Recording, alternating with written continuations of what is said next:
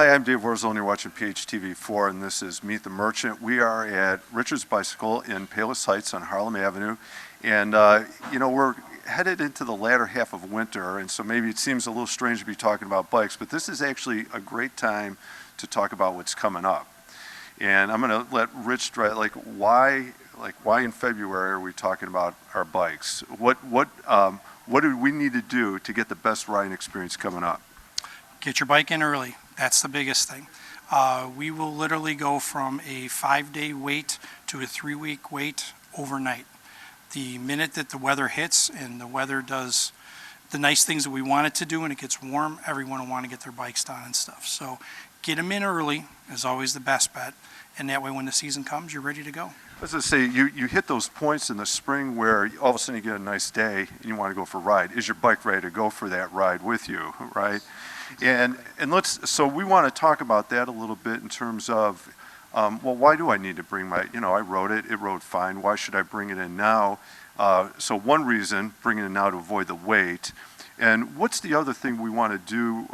Why is it important to get your bike served, maintenance, tune-up kind of thing after sitting through the winter? Generally through the winter, there's not a lot that will necessarily happen to the bike, but it's always a good idea to have it checked before you go out. If everything's checked over and you're good to go, last thing you want to do is get out and have a problem with your gears. They're not shifting correctly, brakes aren't shifting or stopping correctly, as well as even possibly truing wheels, things like that. But it's always best to get started early, get the bike ready to go, and if you have it checked out and you have a tune-up done on it, and that should be good for the whole summer. Yeah, so. That's a good point. In the winter it might sit there, but how was it at the end of the year? When did you last have it checked? I'm even thinking last year or 2 years ago, I had some broken spokes that I wasn't aware of, and it sat through the winter. I thought, no, I'm fine, and the ride was wonky, and your guys found the broken spokes on it. So one is, make sure your bike is ready, and then you get the safe ride out of the thing, right? Absolutely. Then let's kind of continue. So this is a great time. Avoid the long wait. You don't want to bring your bike in May and then 2 weeks to have something done just because the demand is so high. Then the second end of it would be we're standing directly in front of, what about somebody looking for a new bike? I mean, what kind of advice would you give somebody who's actually out there shopping? And I'm assuming now is better than later also. Still a good time to come in early. That way you're just simply ready for the season and stuff. But inventories are really good. With the COVID we had a couple of years ago, we had a lot of inventory problems and stuff. But right now, inventory is good. So one, get ahead of the game. Do it now, so that way, again, when the spring comes, you're ready to go. The other thing, too, is there are a lot of innovations to the new bikes. The seating positions are much more comfortable. The bikes themselves ride better than a lot of the older ones and things, too. So it's not a bad idea. Come on and take one for a test ride. It's usually the best thing. You talk about taking the test ride, and you and I were talking earlier about depending on the person, the type of riding, and you're talking about the inventory, maybe you can talk about that a little bit also, because depending on what type of riding the person is going to do is going to kind of influence what type of bike they should take a look at. Can you address that a little bit? Absolutely.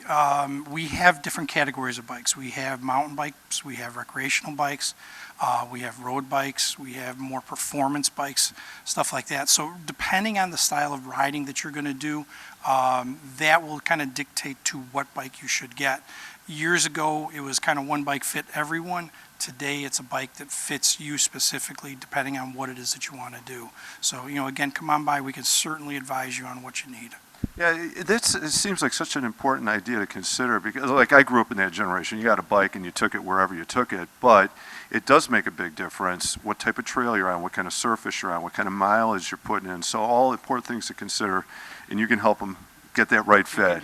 Yes, sir. We can take care of that. And even sizing is different too, right? I mean, there's so many factors involved. Bikes today are more designed for, again, the style that you're doing. Years ago, we used to get bikes that would just generally fit anyone. Today, the styling is quite a bit different. A lot of our recreational bikes, the front ends of the bikes are much higher, so it allows people to sit like they're sitting in a chair. Someone who comes in who wants to road ride, for example, they lean over a lot more. But again, the bikes are designed better today than they were years ago. So again, if you've got a bike that's 10, maybe 20 years old, chances are the new bikes are going to fit you much better. Right, which means a better ride, you're going to, and probably a safer ride even, I'm going to imagine, which maybe is a transition into the next thing. As you're looking to get ready for the spring, we talk bike maintenance, maybe a new bike, probably some gear. And I'm going to tell you, you and I think are of that generation. When I was a kid, nobody wore a helmet. That was, but there's a lot of other safety elements involved or other gear you might have, whether on your bike or on yourself. Can you talk about some of those items too? Absolutely. Helmet's one of those things, as you said, David. Again, years ago as we grew up, we never even thought of wearing a helmet. Today, though, the things that you have to remember with helmets is they're protecting your head. If you were to fall, you broke an arm or something like that, generally it's going to heal. Hit your head's a whole different story. So helmets are definitely something that everyone should be using, from the kids to the adults and everywhere in between. We've also got a lot of other things too that you can get into. There's computers that can tell you how fast, how far you've gone.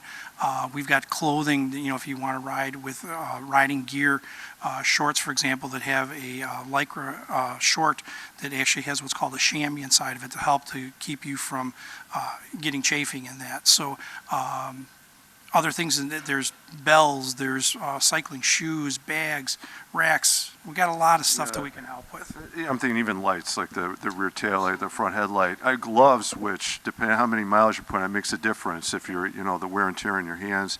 And I think we want to talk about one more bike, e-bikes, which are becoming more and more popular. You want to invite Adam? You want to join us? I'm actually going to ask Adam to come in on this one because Adam actually does a lot of our e-bike sales and is very knowledgeable about it as well too. But we do have e-bikes here. So for folks who may not be feeling real comfortable with a traditional pedal bike, an e-bike can be a very, very big help to you. So I'll give it to Adam, and thank you, Dave. Sounds good. No, I test rode an e-bike. I liked it. It's definitely in the future. I can see that. You want to explain a little bit about like what an e-bike does and why somebody might like that ride? Yeah. So basically, it's a typical bicycle, but it gives you power assist. So there's a motor to help you out. The user chooses between 1 and 4 levels of assist. Level 1's about 50% of what the rider puts in, and it goes all the way up to 250% of what the rider's putting in. So typically, mode 4 is for like going up a hill, and mode 1 or 2 is, for normal everyday riding. And it has that feel too, because I can remember going up a hill, and when I did the test ride, I did the turbo assist thing or whatever the setting was. Yeah, it felt like I was still riding my bike. The hill wasn't there. You want to ride it like a regular bike. You want to switch your gears. You don't want to depend on the motor too much, but it's there for when you need it. And what if I don't want to use it? Can I ride it like a regular bike? Yeah, you could turn it off, but keep in mind the bike's going to be about 20 pounds heavier than a normal bike, so you're probably going to want to keep it on at least the easiest mode. Okay. And if talking about the different settings in it, I'm assuming that kind of affects, like, how long do they last? Like, if you have the e-bike? Depending on the model, the cheaper ones, which start between like $1,500 and $2,500 or $2,300, you're going to get about 35 miles of range out of them. The more expensive ones, you can get up to 100 miles of range. That's per charge. All right, so an e-bike is an option. So if you need a little assist, or maybe you're going on that kite ride where you're going to end up having to do more hills, or you've gotten to a point where you can't do the regular ride, right? Exactly. So, I mean, if you could typically do like 7 to 10 miles, now you could do 25 to 30 miles. So it gets you out there more often. You're wanting to do it more. You're not feeling like you just went through boot camp when you're done. Right. So, when it's fun, you want to go out there and do it, and you're more likely to do it more often. So you get more exercise at the end of the day. So it gives you both options. You can have fun, or you can do the workout if you want, depending on the level of assist. Exactly. All right, Em, thank you very much. So we're at Richard's Bicycle in Palos Heights, and you've got all kinds of options, and this is a good tip about getting ready for the spring, which is right around the corner. We get some of those nice weather breaks. I'm Dave Wurzel, and you've been watching PHTV4. We are at Richard's Bicycles. We've talked with Rich, the owner, and Adam about e-bikes. Thank you for watching.